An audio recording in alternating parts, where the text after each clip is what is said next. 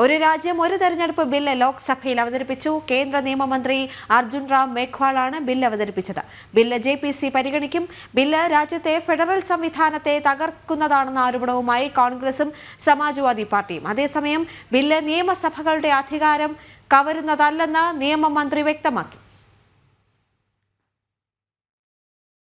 വിവരങ്ങളുമായി ഗൗതം അനന്തനാരായണൻ ചേരുന്നുണ്ട്. ഗൗതം, നമുക്കറിയാം വളരെ സുപ്രധാനമായ ഒരു രാജ്യം ഒരു തെരഞ്ഞെടുപ്പ് ബില്ല് ലോക്സഭയിൽ അവതരിപ്പിച്ചു കഴിഞ്ഞിരിക്കുകയാണ്. മറ്റു വിശദാംശങ്ങളും കൂടി. ദേവിക, 12 മണിക്കാണ് ഈ ബില്ല് കേന്ദ്ര നിയമമന്ത്രി അർജുൻ റാം മേഘ്വാൾ അവതരിപ്പിച്ചത്. വലിയ പ്രതിപക്ഷ ബഹളത്തിനിടയിൽ ഈ ബില്ല് അവതരിപ്പിക്കുകയായിരുന്നു.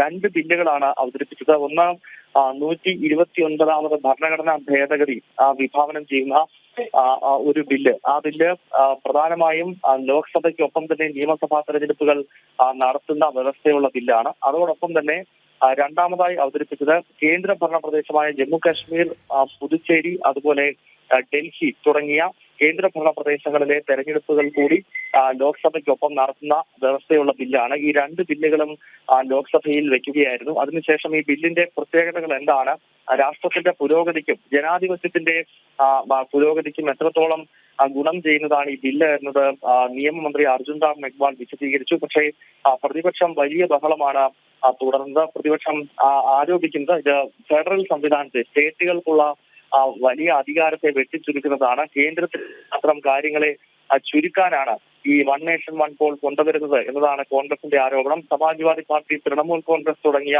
കക്ഷികളും അസദുദ്ദീൻ ഒവൈസിയെ പോലുള്ള നേതാക്കളും ഈ ബില്ലിനെ എതിർത്ത് വലിയ ബഹളം വെക്കുന്നുണ്ടായിരുന്നു. എന്തായാലും ഇപ്പോൾ 3 മണി വരെ ലോക്സഭ നിർത്തിവെച്ചിരിക്കുകയാണ്. 3 മണിക്ക് ശേഷം വീണ്ടും ലോക്സഭ ചേർന്ന് ഈ ബില്ലുമായി ബന്ധപ്പെട്ട മറ്റ് നടപടിക്രമങ്ങളിലേക്ക് കടക്കും.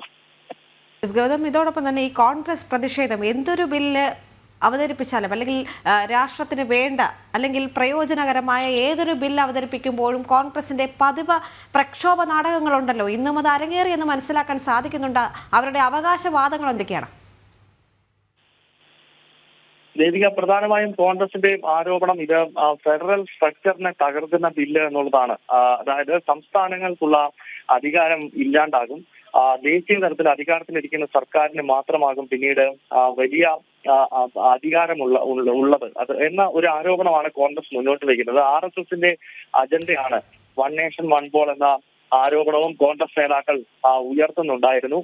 അതോടൊപ്പം തന്നെ ഇത് ഏകാധിപത്യത്തിന്റെ പോക്കാണ്, രാജ്യം ഏകാധിപത്യത്തിലേക്ക് പോകുന്നു തുടങ്ങിയ വാദഗതികളാണ് പ്രതിപക്ഷ പാർട്ടികൾ മുന്നോട്ട് വയ്ക്കുന്നത്. അതേസമയം BJP അതിനെ ശക്തമായി തന്നെ എതിർക്കുകയും പ്രതിരോധിക്കുകയും ചെയ്യുന്നുണ്ട്. രാജ്യത്തിന്റെ മുൻകാല ചരിത്രം വിശദീകരിച്ചുകൊണ്ടുള്ള ഒരു നീക്കമാണ് BJP നടത്തിയത്. നമ്മുടെ രാജ്യത്ത് 51ലും 57ലും 62ലും ഒക്കെ തെരഞ്ഞെടുപ്പുകൾ നടന്നത് വൺ നേഷൻ വൺ പോൾ നിലയിലാണ്. നെഹ്റു ആയിരുന്നു അന്ന് പ്രധാനമന്ത്രി. അന്ന് ലോക്സഭയ്ക്കൊപ്പം തന്നെയാണ് വിവിധ സംസ്ഥാനങ്ങളുടെ തെരഞ്ഞെടുപ്പുകൾ കൂടി നടന്നത്. ഇക്കാര്യം ചൂണ്ടിക്കാണിച്ച് രാജ്യത്തിന്റെ ചരിത്രം എടുത്തു കാണിച്ചുകൊണ്ടുള്ള പ്രതിരോധമാണ് ഈ വിഷയത്തിൽ കേന്ദ്ര സർക്കാരും BJPയും NDAയും നടത്തുന്നത്. ദേവിക. ശരി, ഡൽഹിയിൽ നിന്ന് ഗൗതം അനന്തനാരായണനാണ് വിശദ വിവരങ്ങൾ നൽകിയത്.